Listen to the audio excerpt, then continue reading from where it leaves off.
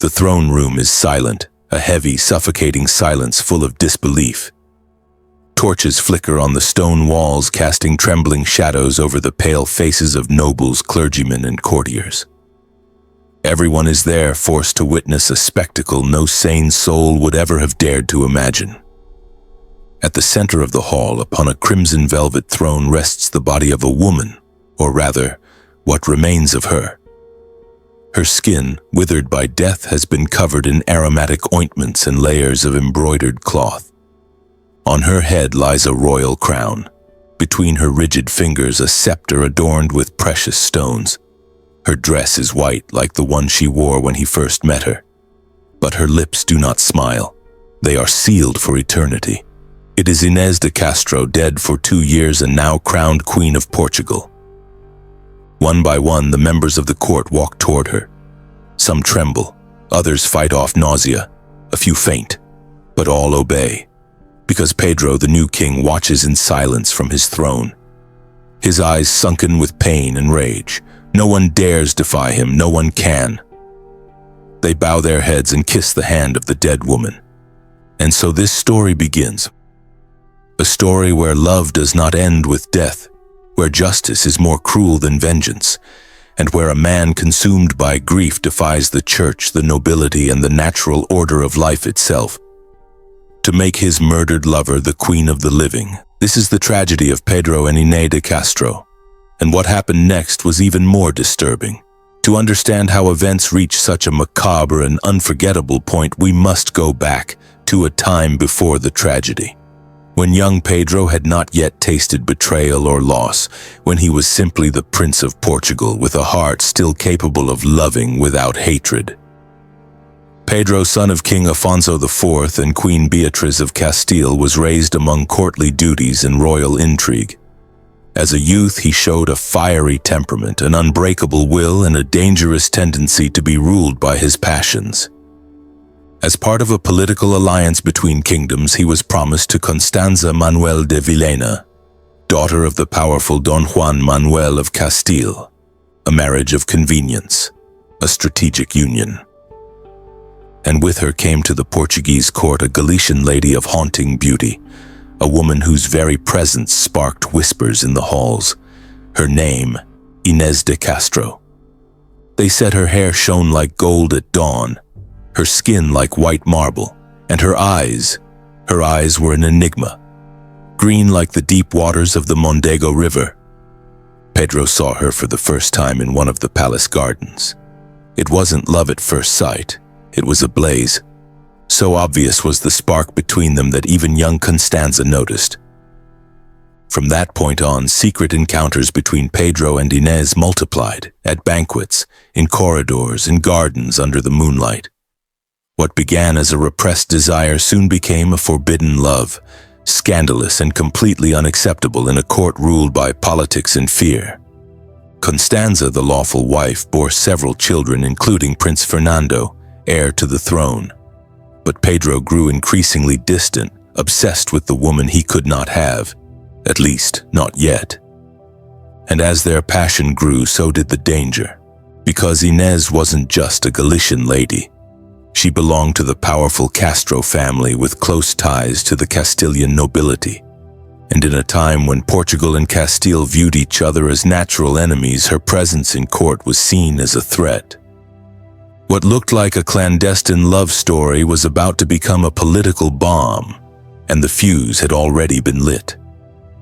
Constanza's death in November 1345 left Pedro legally free. But in a court where love had to serve politics, that was not enough. His heart already belonged entirely to Inês de Castro, and now nothing and no one could stand between them. Pedro moved in with Inês in Coimbra on a forested estate known as the Quinta das Lágrimas.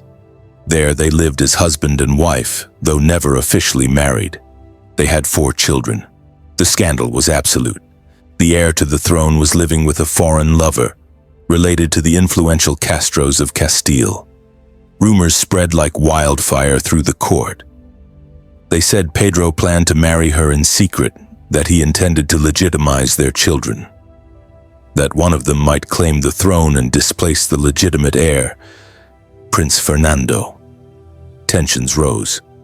King Afonso tried to calm the storm diplomatically. In 1344, he exiled Inês to Albuquerque near the Castilian border, hoping that distance would cool his son's heart. He didn't know he had just made the costliest mistake of his reign. Pedro left court and followed her.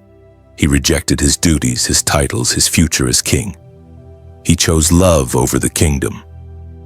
When they returned, they were stronger, more united, and more defiant. The influence of the Castros over Pedro became increasingly evident. They were consulted. They had power, influence, even bodyguards. To the Portuguese nobility, this wasn't love. It was foreign infiltration, a conspiracy disguised as passion. And to King Afonso IV, it was a direct threat to the kingdom's balance. His advisors pressured him, warning of a possible civil war, of Castilian influence, of dishonor before the church.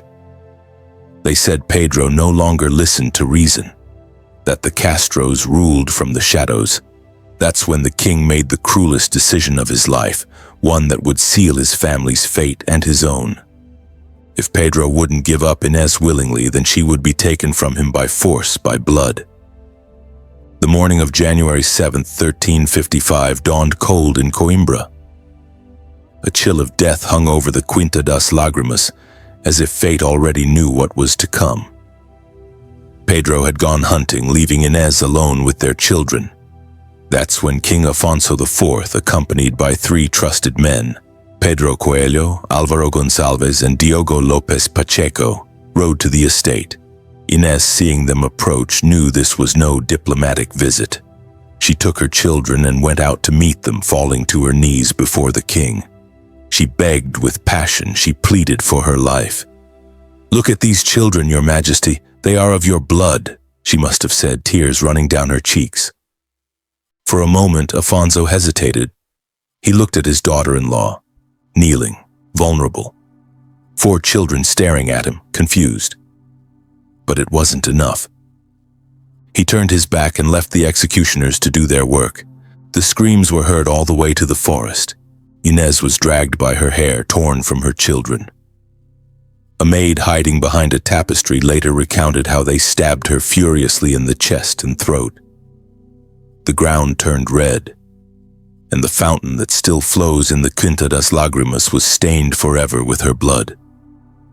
When Pedro returned, he found the lifeless body of his beloved, and he lifted her in his arms. He did not speak, he did not shout, he did not eat. For 3 days he locked himself away with her corpse in an act of brutal, silent mourning. Something inside him broke forever. That night he swore that no soul involved would go unpunished. The love that had defied the court was now to become a kingdom of death and justice. And the vengeance was just beginning. Pedro's rage wasn't an explosion, it was a slow, dark fire that grew with time. For months, he remained silent. But everyone knew something was brewing. A prince with a shattered heart, and the power of an army does not forget. And Pedro did not forgive. Soon after Inês's murder, the kingdom fractured. Backed by several nobles and the secret support of the Castro family, Pedro rose in arms against his father. Civil war broke out. It was brief but bloody. Towns were looted, castles burned, loyal men were executed without trial. They said Pedro fought as if he had no fear of death, that he sought the most dangerous battles, that his rage matched the depth of his lost love. Eventually, through the mediation of his mother, Queen Beatrice, a fragile reconciliation was reached. Father and son shook hands, but peace was only a facade. In May 1357, Afonso IV died, officially of natural causes. But for centuries, a dark legend has haunted the corridors of history, that Pedro poisoned his father as a final act of justice, that he spent years seeking the perfect poison, that he waited patiently for the perfect cup, the perfect toast, and then served his father wine that tasted of reconciliation but carried death. No proof remains, only rumor, only the whisper of a vengeance fulfilled. Pedro ascended to the throne that same year. His first decree had nothing to do with politics or the economy. It was about justice, a brutal justice. He tracked down those responsible for Inés's murder. Diogo Lopes managed to escape to France, but Pedro Coelho and Álvaro Gonçalves were captured, thanks to a deal with the King of Castile. They were brought before Pedro. What followed left an indelible mark on Portuguese history. They were tortured publicly, their bodies opened, their hearts ripped out, one through the chest, the other through the back. And Pedro, watching impassively, said upon seeing the still beating hearts, "Behold, this is how the heart of a traitor beats." That scene cemented his reputation. To some, he was a monster, to others, a bringer of justice. But at that moment, Pedro wasn't just punishing Inés's murderers. He was purging his soul with the blood of others. With the murderers punished and the throne secured, Pedro still wasn't done. What came next was not justice, it was not politics, it was devotion and madness. In 1360, 5 years after Inés's assassination, Pedro issued an order that shocked all of Portugal. Exhume her corpse. Her body was removed from the improvised tomb at the convent of Santa Clara in Coimbra. What followed has been recounted by chroniclers, poets, and legends, each with a different version, all sharing the same haunting image. Pedro had her dressed in royal attire, placed on a throne, crowned as queen.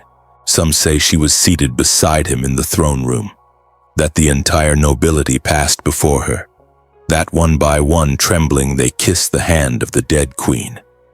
Was it real? A symbolic performance? A warning turned ritual? We cannot know for certain. But what is documented is this. Pedro organized a funeral procession like no other, from Coimbra to the monastery of Alcobaça, over 100 kilometers. A solemn march of flickering candles, like a river of light through the Portuguese night. At Alcobaça, Pedro had 2 tombs carved facing each other, not side by side, facing. So that on Judgment Day, when the tombs are opened, the first thing they would see would be each other's faces.